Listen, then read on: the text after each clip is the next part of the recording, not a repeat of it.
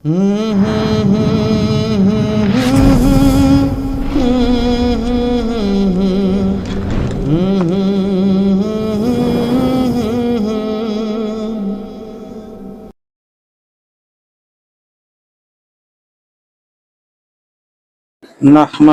ونصلي على رسوله الكريم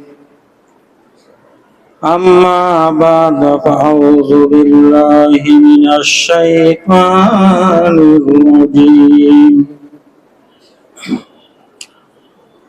بسم الله الرحمن الرحيم يا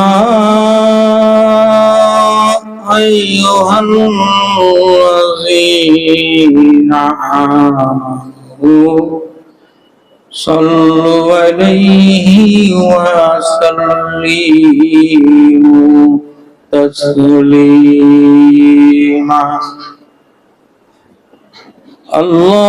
اللهم صل على سيدنا ونبينا وشفينا وحبيبنا ومولانا محمد صلى الله عليه وعلى آله وأصحابه وبارك وسلم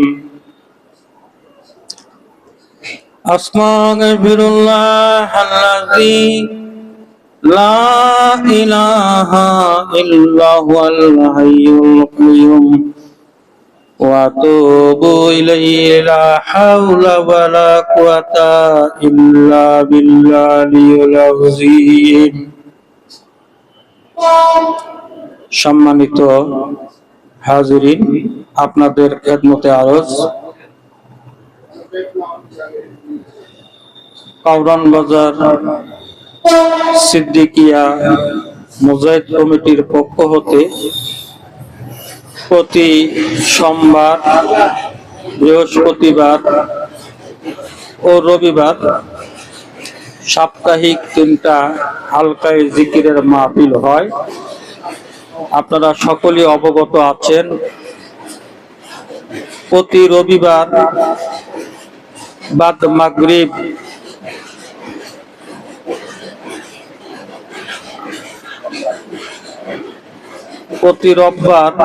মাগরিব আম্বরশা শাহিদামে মসজিদে আমাদের কাউরান বাজার সিদ্দিকিয়া মুজাহিদ কমিটির পক্ষ হতে হালকায় জিকিরের মাহফিল অনুষ্ঠিত হয় এবং সোমবার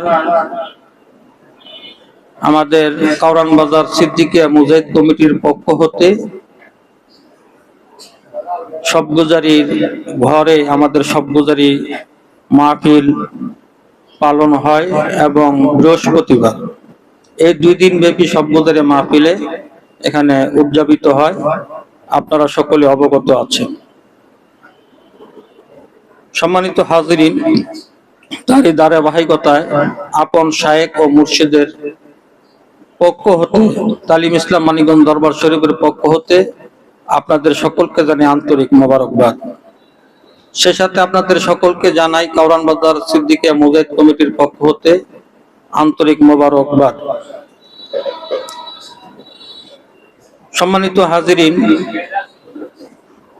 আমি আমার আপন শায়েখ ও মুর্শিদ ওনার পবিত্র জবান থেকে বহুবার একটি কথা শুনেছি, সেটা হলো ছোট ছোট বলিয়া কাউকে করিও না হীন, ছোট ছোট বর্ষি দিয়া গাছে বড় বড় মিন।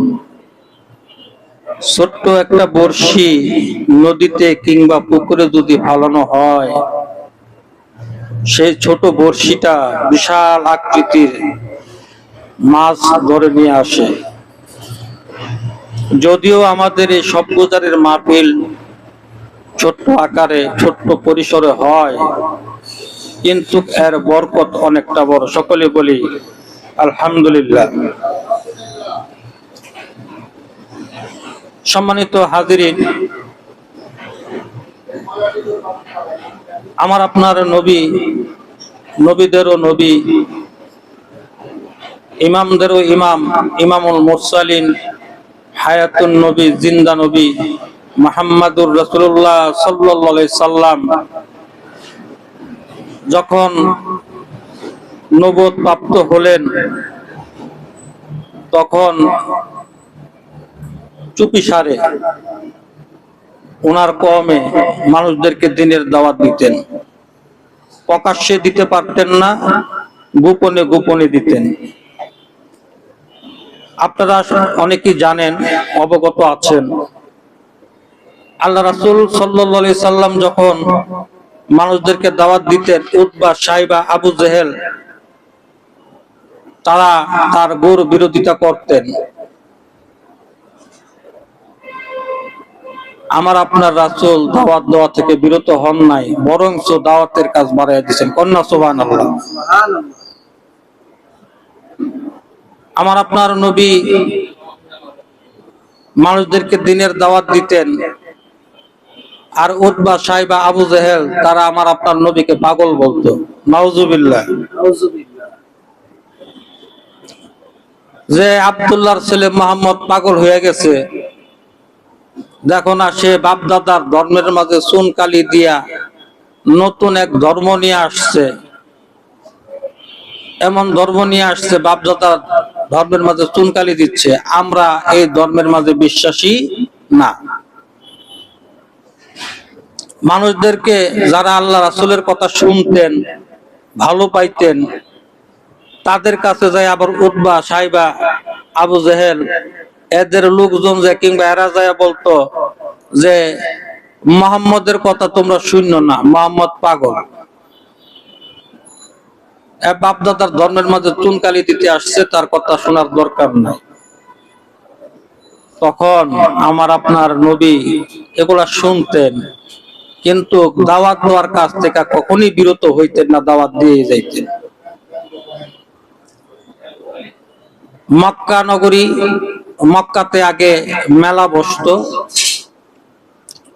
বিভিন্ন দূর দূরান্ত থেকে বিভিন্ন মানুষজন সেই মেলার মাঝে আইসা তারা ব্যবসা করত, বিভিন্ন জিনিস নিয়ে আসতো।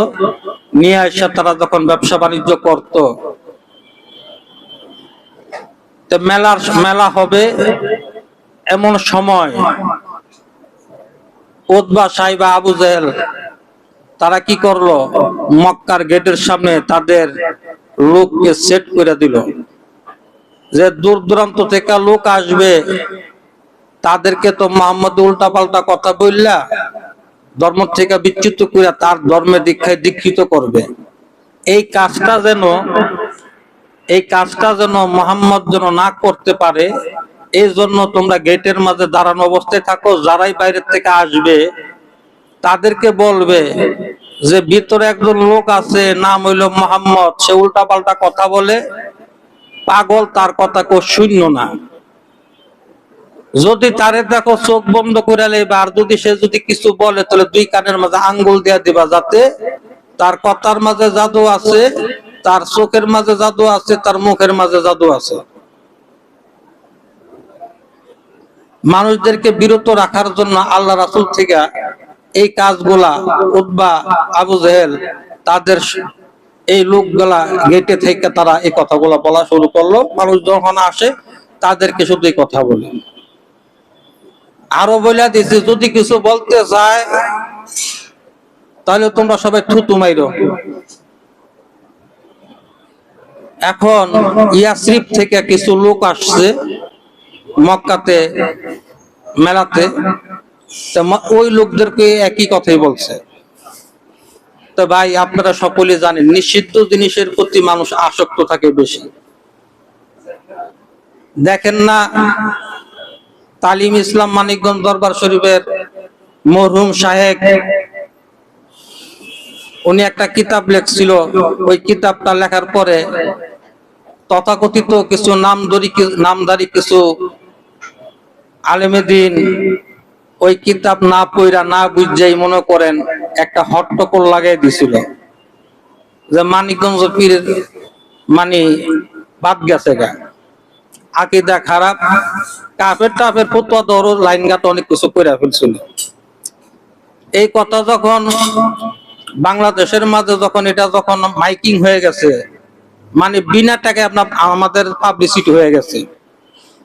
আমরা যে কাজটা মনে করেন 20 বছরে করতাম, এই কাজটা ওনারা অল্প কয়েকদিনের মাঝে আমাদের কাজগুলো ওনারা করে দিচ্ছে, আলহামদুলিল্লাহ। এখন তো মানিকগঞ্জের পীর বলে কাফের হয়ে গেছে, একটু যায়া দেখিছেন। তো মানিকগঞ্জের পীর দেখতে আসছে, কাফের দেখতে আসছে, কাফের দেখতে যারা কাফের দেখতে হলো হেরায়া দিয়ে মুসলমান হয়ে গেছে। সুবহানাল্লাহ। আয়া দেহে যে কাফের মাথায় টুপি, মুখে দাড়ি, পরনে জুব্বা, মেসওয়াক, দস্তরখানা, পাগড়ি।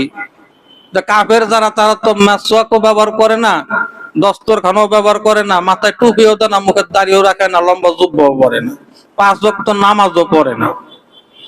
ওলামায়ে কেরামদের জবান থেকে শোনা, ওই পর্যন্ত একটা লোকের আপনি কাফের ফতোয়া দিতে পারবেন না যেই পর্যন্ত না একটা লোক কিবলা পরিবর্তন না করে। তো বন্ধুরা, যারা কাফের দেখতে হলে হেরা মুসলমান হয়ে গেছে। তো এরকম যখন বললো যে মুহাম্মদের কাছে যাওয়া যাইব না, চোখে জাদু আছে, কথায় জাদু আছে, চেহারায় জাদু আছে, তখন তারা বললো একটু দেখিছেন সে কি বলে। এবার দেখতেছে একজন লোক বলতেছে কালেমা লা ইলাহা ইল্লাল্লাহু মুহাম্মাদুর রাসূলুল্লাহ সাল্লাল্লাহু আলাইহি সাল্লাম, এক আল্লাহতে বিশ্বাসী করো, আল্লাহ ছাড়া কোনো ইলাহ নাই, আল্লাহ ছাড়া কোনো মাবুদ নাই, দেব দেবীর উপাসনা ছাড়ো, সূর্য পূজা ছাড়ো, অগ্নি পূজা ছাড়ো।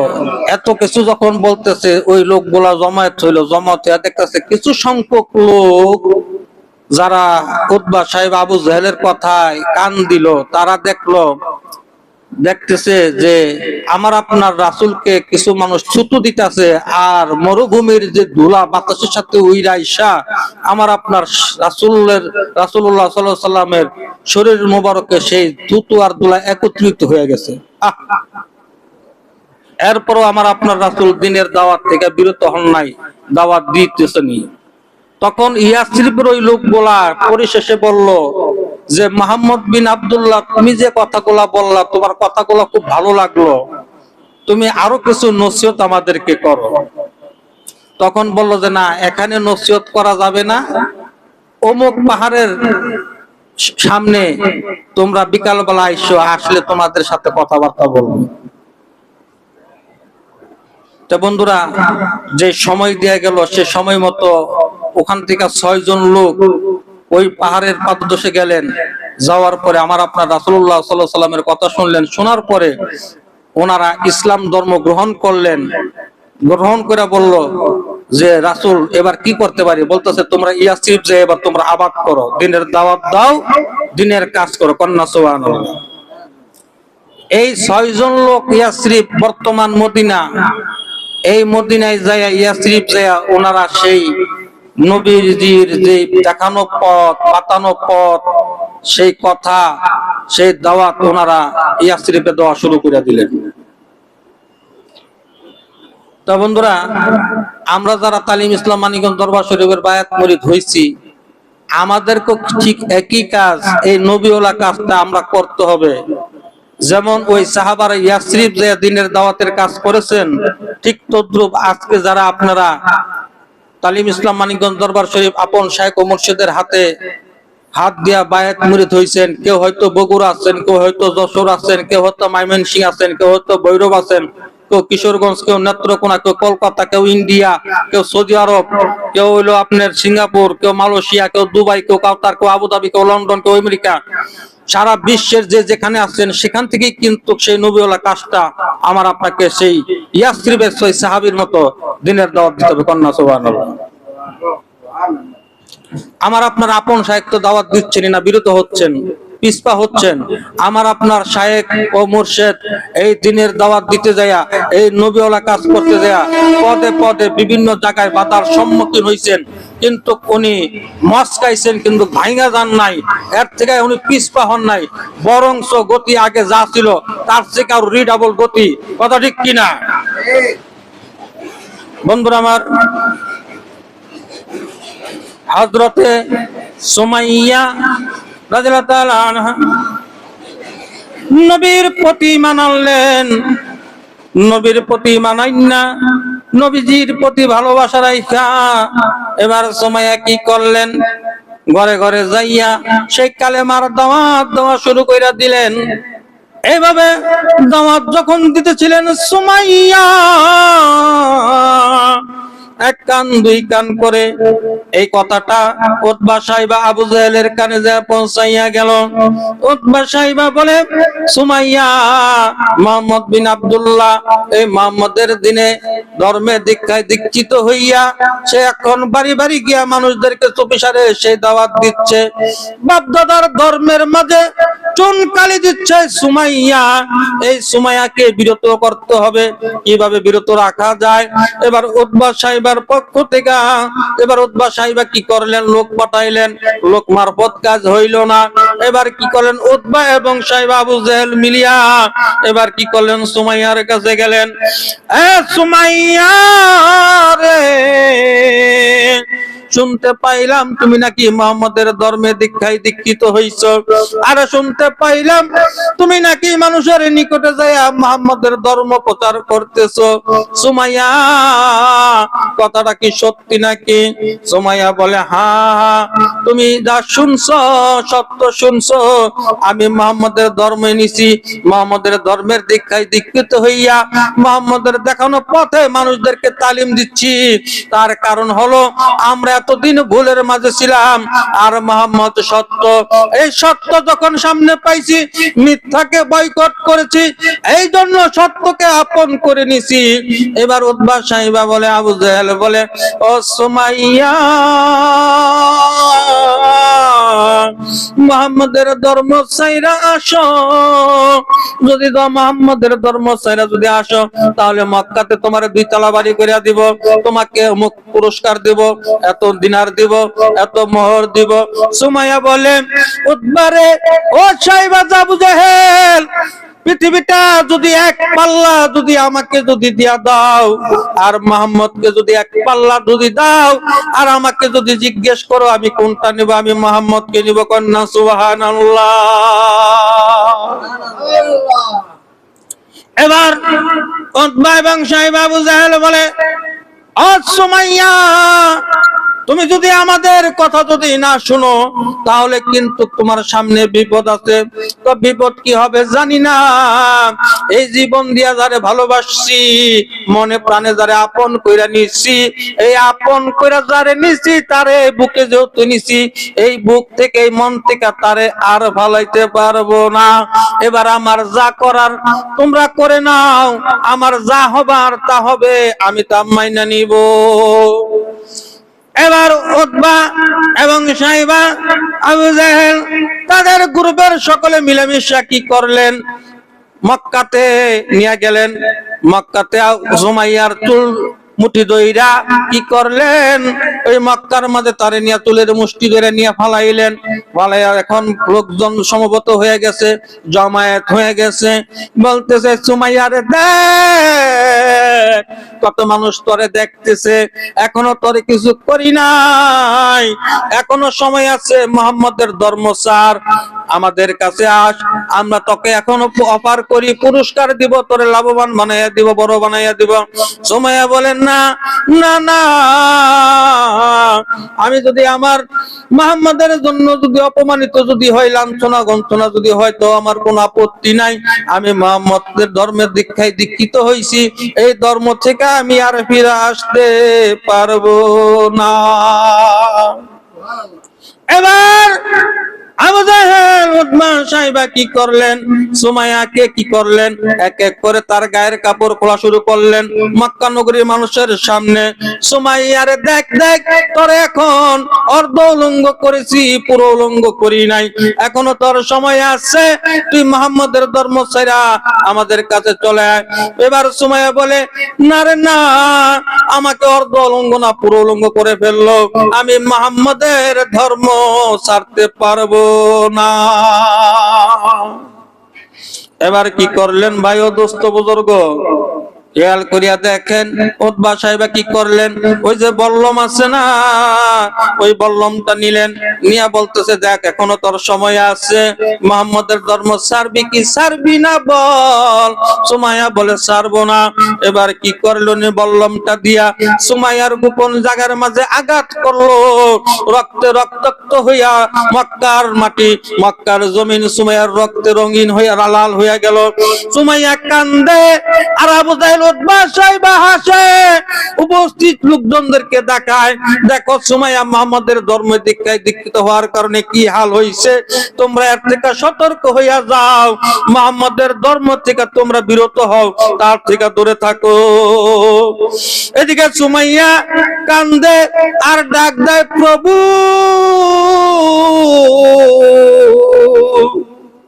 সায়া দেখো, তোমার বন্ধুরে ভালোবাসছিলাম, তোমার বন্ধুরে ভালোবাসছি বলে আজকে মক্কার মাঝে সায়া দেখো উতবা সাহেব আমার সাথে কি ব্যবহার করে।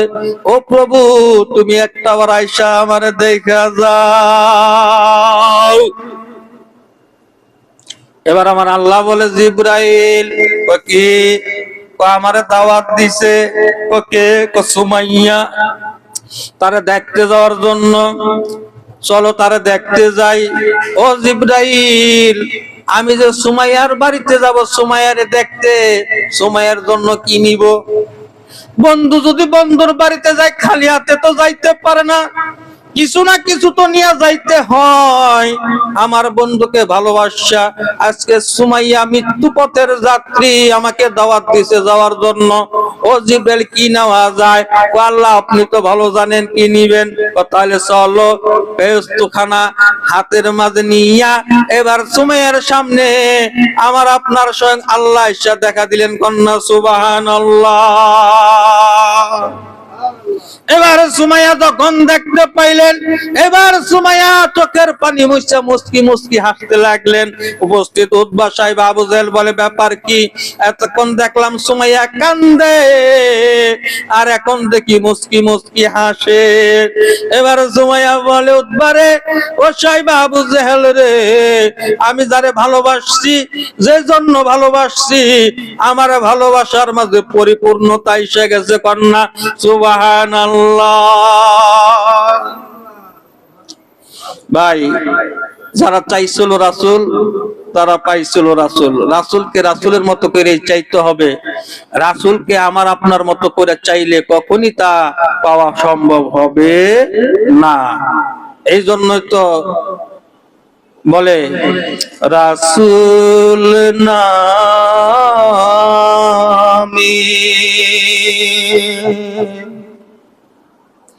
কে এলো রে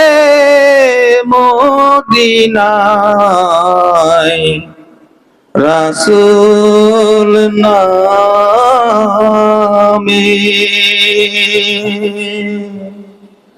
ওরে আকাশের ওই চন্দ্র কে রে, ওকে আনলো দুনিয়ায়, রাসূল নামে কে এলো রে মদিনায়, রাসূল নামে।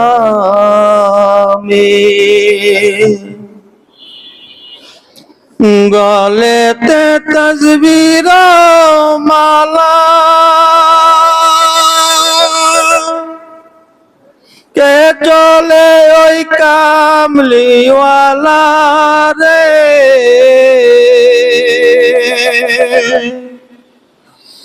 গলেতে তাসবির মালা, কে চলে ওই কামলিওয়ালা রে। ওরে আমার বুকের দরগা তলায়, ওরে আমার বুকের দরগা তলায় তারে ডেকে নিয়ে আয় রাসূল নামে কে এলো রে মদিনায় রাসূল নামে।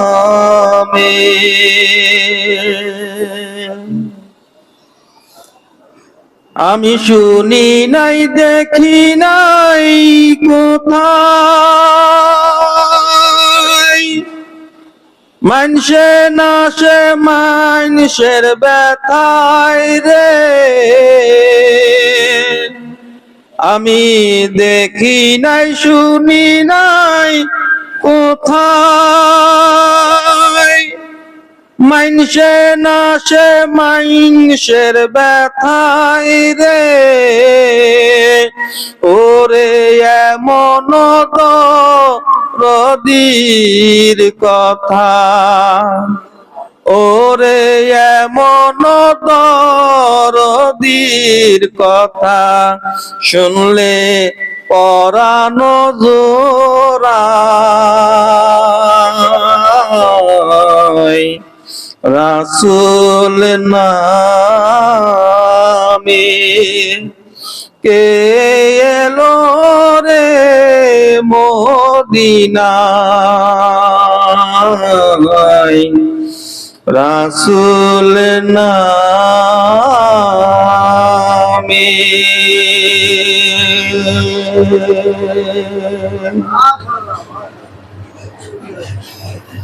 বন্ধুরা আমার আপনার নবী নবীদেরও নবী বিশ্ব নবী মুহাম্মদুর রাসূলুল্লাহ সাল্লাল্লাহু আলাইহি সাল্লাম পথিমধ্যে দিয়া যাইতেছিলেন, এক ইহুদি ডাক দিয়া বলতেছে, ওরে মুহাম্মদ, তোমার কাছে তো আমার সাথে কিছু লেনদেন আছে, আমার লেনদেন গুলা পরিশোধ করো। আল্লাহ রাসূল বলতেছে, ভাই আমার কাছে তো টাকা এখন নাই, আমি তোমাকে পরবর্তীতে দিয়া দিব। এবার ইহুদি বলে, না না না, তা হবে না, আমার টাকা দাও, আর তা না হলে তুমি এখান থেকে যাইতে পারবে না। এইভাবে এক কথা দুই কথায় ইহুদি নাসারা বান্দা ছাড়বে না, রাসূলকে এখানে আটক অবস্থায় রাখলো। এবার আপনার আমার রাসূল সেখানে দাঁড়ায়া রইলেন, এক কান দুই কান করে কিছু কিছু সাহাবীদের কাছে পৌঁছাইয়া গেল কথাটা যে রাসূলকে ইহুদি আটক করে রাখছে। এবার কি করলেন সাহাবীরা, যা বলতেছে, ওরে ইহুদি, তুমি কেমন মানুষ আর কেমন মানুষকে তুমি এখানে আটক করে রাখছো? তুমি চিনুনি উনি আখিরি জামানার নবী মুহাম্মদুর রাসূলুল্লাহ সাল্লাল্লাহু আলাইহি সাল্লাম। এখনো তোমার সময় আছে, নবীজিকে তুমি ছেড়ে দাও, মুক্ত করে দাও। বলে, আমি তো মুক্ত করে দিব, আমি তো তাকে আটক করে আমার কোনো লাভ নাই, তার কারণ আমি তার সাথে লেনদেন আছে, আমার লেনদেন যদি উনি মিটাইয়া দেয় তাহলে এখান থেকে চলে যাক, আর লেনদেন যদি মিটাইতে না পারে তাহলে এখানে উনি আটক অবস্থায় বন্দী অবস্থায় থাকবেন। এই কথা এবার কি করলেন, উসমান রাদিয়াল্লাহু তাআলা আনহুর কানে পৌঁছাইয়া গেলেন। এবার কি করলেন, হযরতে উসমান, আবু বকর, ওমর দৌড় দিয়ে আসলেন। আয়েশা দেখে ইহুদি ঠিক ঠিক তাকে আটক করে রাখছে আমার আপনার রাসূলকে। এবার উসমান রাদিয়াল্লাহু তাআলা আনহু, আবু বকর, ওমর, অন্যান্য সাহাবীরা দুইটা চোখের পানি জড়জড় করে চাইরা বক্ষ জমিনটা বাসায় দিতেছে। আরে কেমন ইহুদি, মানুষ রাসূল চিনল না, মানুষ চিনল না, এমন রাসূলকে আটক করে রাখলো। উসমান রাদিয়াল্লাহু আনহু বলতেছে, ওরে ইহুদি, কত টাকা পাইবা তুমি বলো? এবার যখন রাগান্বিত ওমর হয়ে গেল, আবু বকর হয়ে গেল, উসমান হয়ে গেল, আমার আপনার রাসূল বলতেছে, খামোশ ওমর, খামোশ। আবু বকর, ওরে উসমান, খামোশ হও, তার কারণ উনি হইল আমার কাছে পাওনাদার, আমি হইলাম দেনাদার। উনি আমাকে দুই কথা বলতে পারে এবং উনি আমাকে আটক করে রাখতে পারে। খবরদার, খবরদার, তোমরা কেউ উনার সাথে খারাপ আচরণ, খারাপ ব্যবহার কইরো না। এবার হযরত উসমান সে পানা মিটাইয়া দিলেন। এবার রাসূলুল্লাহ সাল্লাল্লাহু আলাইহি সাল্লাম মুক্ত হয়ে গেলেন। এবারে বলে ভাই ইহুদি, তোমার টাকাটা দিতে আমার বিলম্ব হইয়া গেছে, তুমি আমার ওই টাকাটার জন্য অনেক কষ্ট করছো। ভাই ইহুদি, মনে কোনো কষ্ট নিও না, আর আমার সাহাবীদের কথাও তুমি মনে কোনো ব্যথা নিও না, কোনো কিছু মনে কইরো না। এবারে যখন রাসূলুল্লাহ সাল্লাল্লাহু আলাইহি সাল্লাম যখন রওনা দিলেন যাবে, ইহুদি বলে দাঁড়াও, আমার পাওনা এখনো মিটে নাই। আল্লাহু আকবার বলেন। বন্ধুরা আমার, এবার ইহুদি দুইটা চোখের পানি ঝরঝর করে ছাইরা দিয়া বক্ষ জমিনটা বাসায়া বলতেছে, আমি তো মুহাম্মদ তোমারে আটক করছি টাকার জন্য না, মুহাম্মদ রে তোমারে আটক করছি তাওরাতে, ইনজিলে, জবুরে, আখিরি জামানার নবীর নিশানা, আখিরি জামানার নবীর নমুনা, তার আকীদা কেমন হবে, তার আখলাক কেমন হবে, যে এই বিষয়গুলা ইনজিলে, জবুরে, তওরাতে দেওয়া ছিল, সেটা আমি দেখলাম তোমার মাঝে আছে কিনা।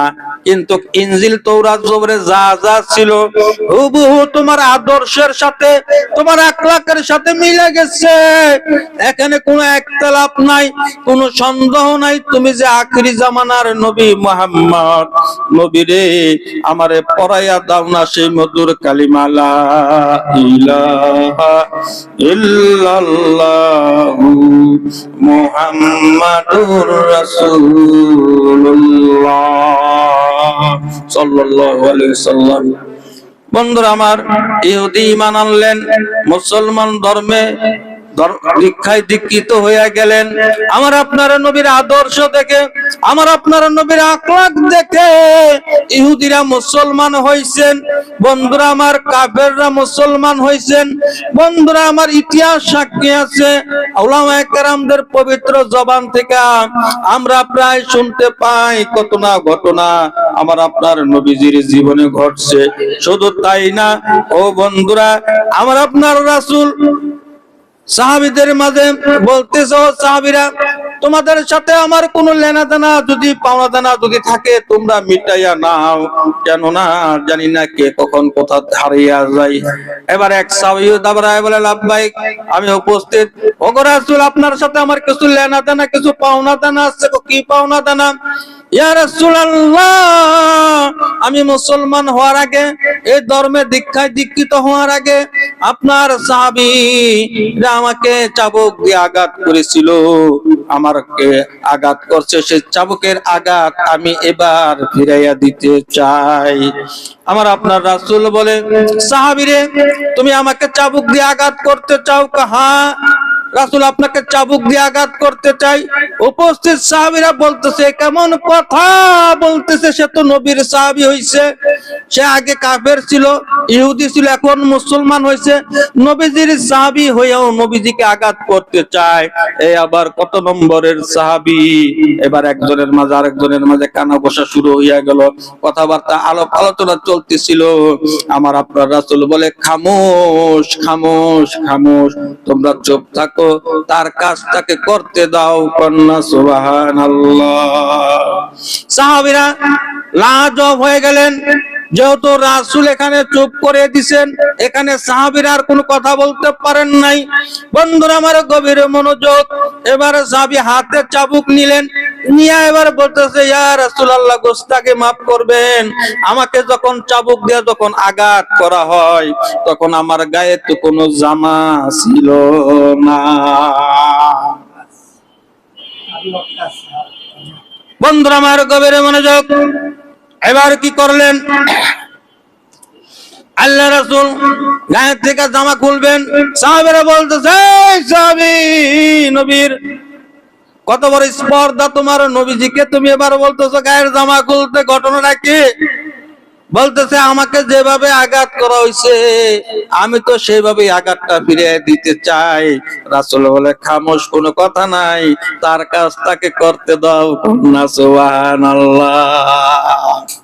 রাসূলুল্লাহ সাল্লাল্লাহু আলাইহি সাল্লাম গা থেকে এবার উনার খিরকা জুব্বা যখন খুলে ফেললেন, এবার উপস্থিত সাহাবীরা কেউ কেউ চোখ বন্ধ করে আছে যে এই দৃশ্য তারা দেখতে পারবে না। কিছু কিছু সাহাবীরা রাগান্বিত অবস্থায় আছে, দাঁতের সাথে দাঁত দিয়ে কিরমির করতেছে। আর কিছু কিছু সাহাবী দুইটা চোখের পানি ছেড়ে জোর জোর করে বক্ষ জমিন বাসাইতেছে। রাসূলুল্লাহ সাল্লাল্লাহু আলাইহি ওয়াসাল্লামের সাথে কি ঘটনা ঘটতেছে? বন্ধুরা আমার, গভীর মনোযোগ।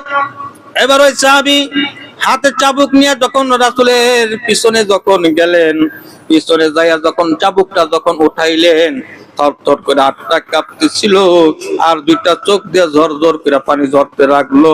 এবার ওই সাহাবীটা কি করলেন? আমার আপনার নবীর যে নবুয়তের মোহর ছিল দুই কাঁধ বরাবর, সেই দুই কাঁধ বরাবরে মোহরে নবুয়তের মোহরের মাঝে চুম্মা দিলেন। কন্যা সুবহানাল্লাহ। অবস্থিত সাহাবীরা লাজবাব হয়ে গেল। ঘটনাটা কি?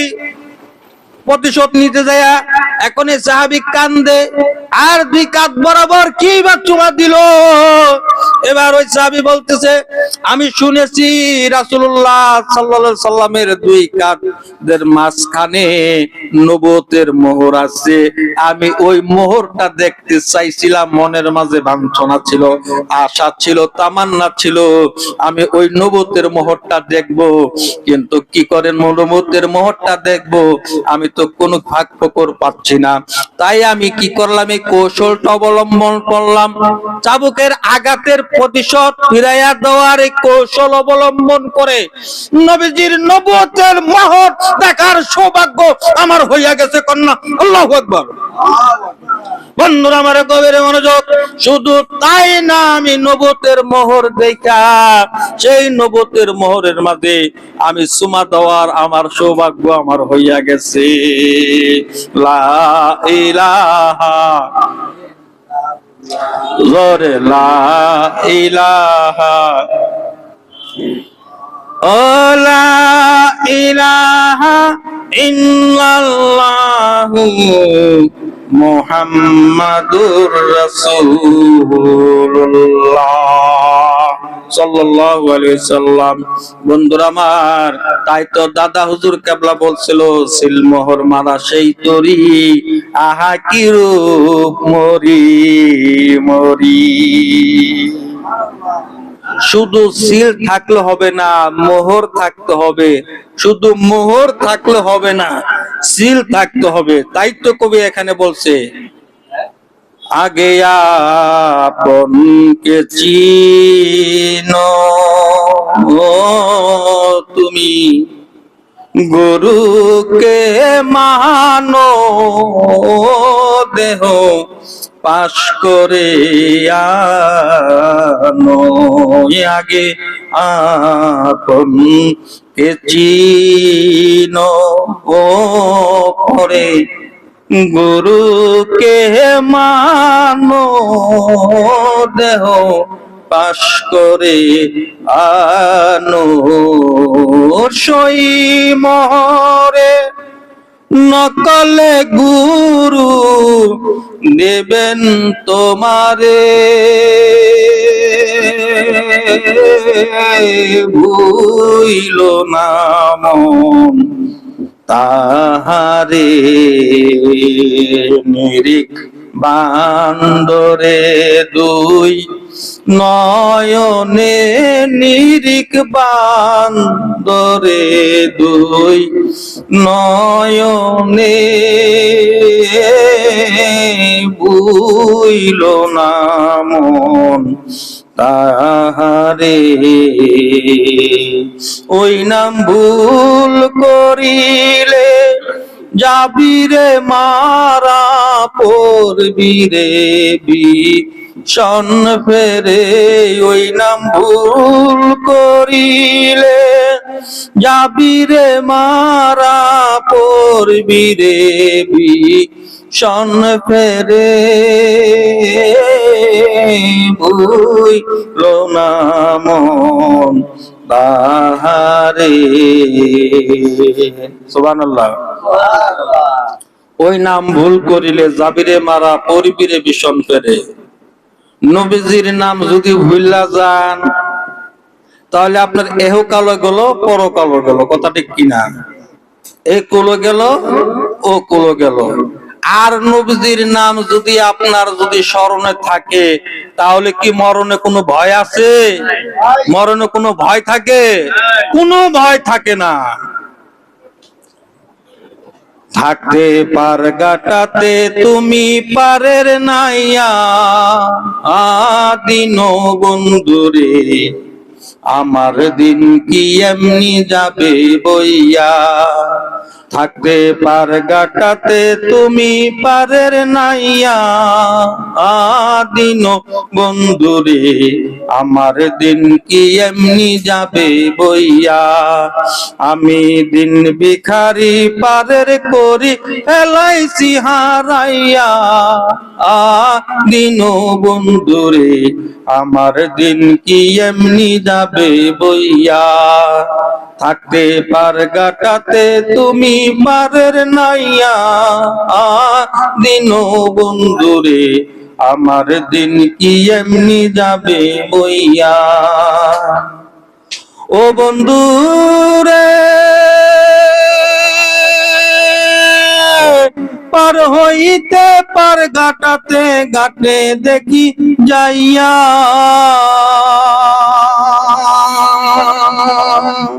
কত প্রেমিক জনাই হইতাছে পার মুর্শিদের গানে গাইয়া, দিন বন্ধুরে আমার দিন কি এমনি যাবে বইয়া। থাকতে পার গাটাতে তুমি পারের নাইয়া, দিন বন্ধুরে আমার দিন কি এমনি যাবে বইয়া। ও বন্ধুরে প্রেম নদী তরঙ্গ বাড়ি কেমনে যাই গো বাইয়া,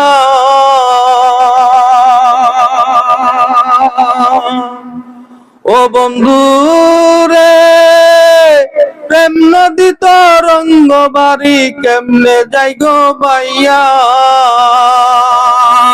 সেদিন খাপা বলে তোমার আশায় রইল লিটন চাইয়া, দিন বন্ধুরে আমার দিন কি এমনি যাবে বইয়া। থাকতে পার গাটাতে তুমি পারের নাইয়া, দিন বন্ধুরে আমার দিন কি এমনি যাবে বইয়া। বন্ধুরা আমার গভীর মনোযোগ, এই পার গাটাতে আপনি যখন থাকবেন, এই পারের নৌকাটাকে তরাইয়া নিবেন। এই জন্যই এই পারের কান্ডারি, দুকুলের কান্ডারি, দুজানের বাদশাহ, নবীদের নবী, বিশ্ব নবী, ইমামদের ইমাম, ইমামুল মুরসালিন, হায়াতুন নবী, জিন্দা নবী মুহাম্মদুর রাসূলুল্লাহ সাল্লাল্লাহু আলাইহি সাল্লামের তরিকা মোতাবেক আমার আপনার জীবনকে পরিচালিত করতে হবে, কথা ঠিক কিনা? বন্ধুরা আমার, নবীজির আদর্শে আদর্শবান হইতে হবে, নবীজির তরিকা মোতাবেক আপনাকে চলতে হবে।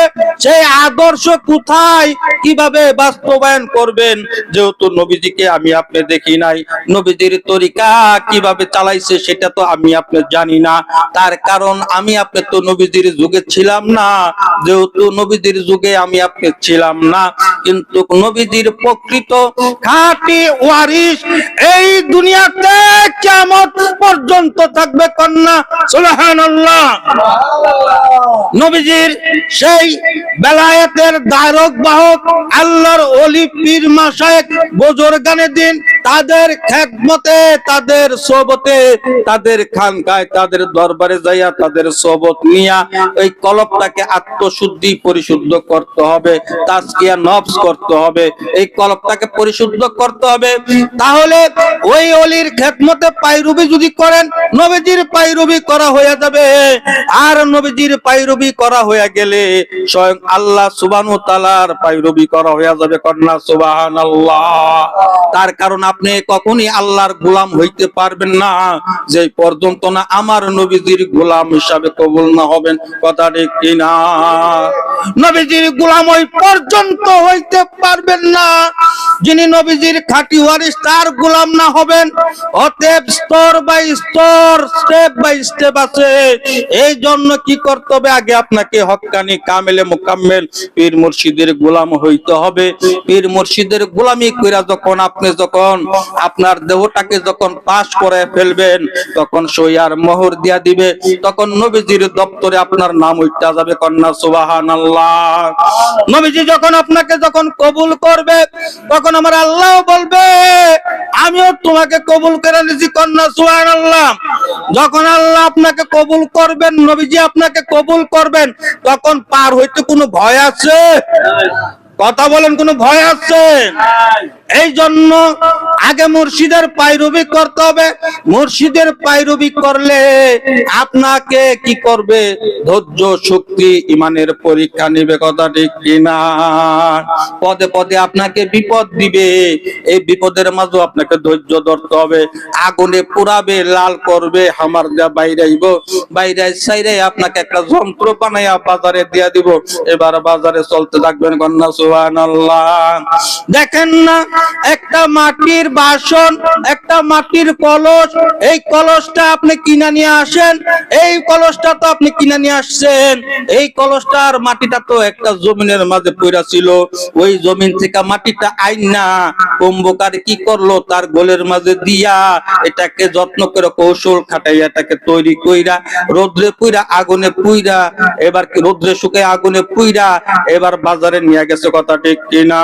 এই জন্যই তো কবি এখানে এসে বলেন মুর্শিদের খাস মহলে যাবি মন মনরে, মুর্শিদের খাস মহলে যাবি মন, মাটির মতো হয়ে খাঁটি, মাটির মতো হয়ে খাঁটি, পণ কর জীবন মরণ, মুর্শিদের খাস মহলে যাবি মন মনরে, মুর্শিদের খাস মহলে যাবি মন।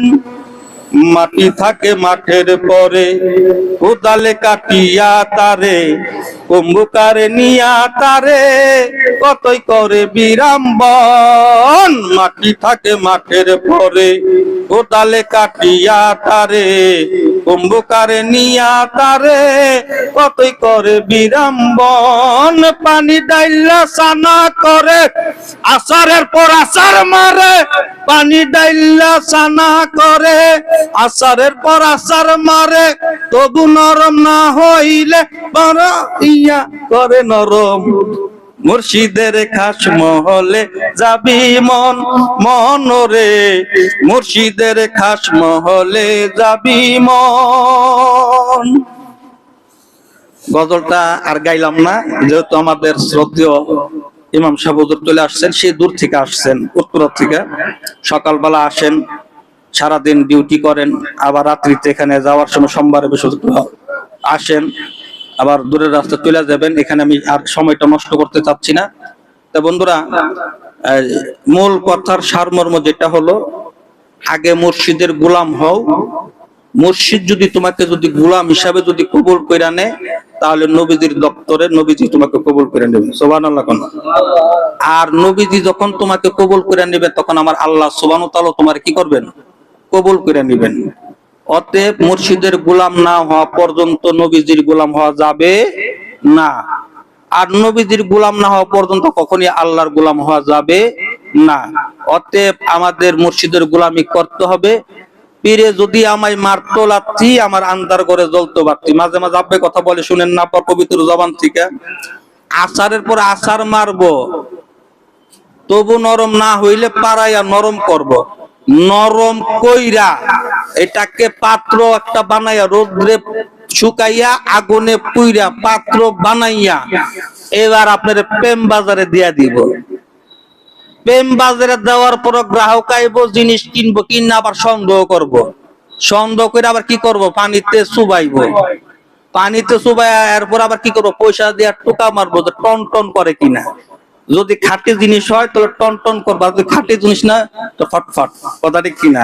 দাদা হুজুর কেবলা রাহমাতুল্লাহ আলাইহি বলছে যে আমার মুরিদদেরকে টোকা টাকা যা দেওয়ার আমি দুনিয়াতে দিয়া দিচ্ছি, যেন কবরে যাওয়ার পরে আরেকটা টোকা দোনা না খাইতে হয়। সুবহানাল্লাহ। সেই তরিকার মুরিদ আমরা, চিশতিয়া সাবরিয়া তরিকার। হিসাব তো পার না, আউন্তি আর দাউন্তি কুছ নেই পাউন্তি। কোন তরিকার মুরিদ হইছি? তরিকার সবক নরম, কিন্তু তার হাল হাকিকত গরম। যাই হোক বন্ধুরা, আমাদের কারণ বাজার সিদ্দিকা মুজাহিদ মাশাআল্লাহ আলহামদুলিল্লাহ, আজকে তো আমাদের এই ঘরে জায়গা হইতেছে না মানুষজনের। আলহামদুলিল্লাহ অনেক দূর দূরান্ত থেকে অনেক মেহমানরা আসছেন, কারণ বাজারের সব ভাইরা ইনশাআল্লাহ তাআলা আসছেন, কানায় কানায় পরিপূর্ণ। তো বন্ধুরা, এখন আপনাদের সামনে আলাপ আলোচনা করবেন আমাদের কারণ বাজার সিদ্দিকা মুজাহিদ কমিটির সম্মানিত ইমাম সাহেব হযরত মাওলানা কামাল হোসেন সাহেব দামাত বারকাতুহু মাদ্দিজুল আলিয়া।